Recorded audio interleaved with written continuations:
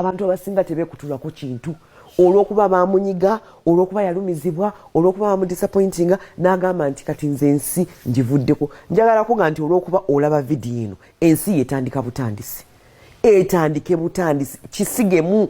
Ebiseera ebisinga twesigamu busizi kintu noga nti Katonda nkyesizeemu kati ebyemabega mbitaddemu ebyemabega Katonda wange bindekere emabega njagala ntandike obulamu obutya. Ekintu kyonna ekiri positive kyeweenangirirako kibeera.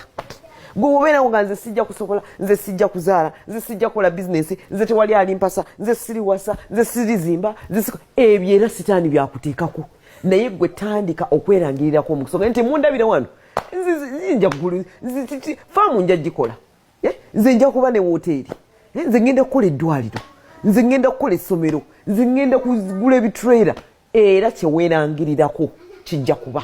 Ebiseera ebisinga twerangirirako bintu bibi tubeera mu nnaku tetwebaza n'obeera nga gwe Katonda obeerawo ku nnaku wala. Katonda gwe tusinza munene nnyo.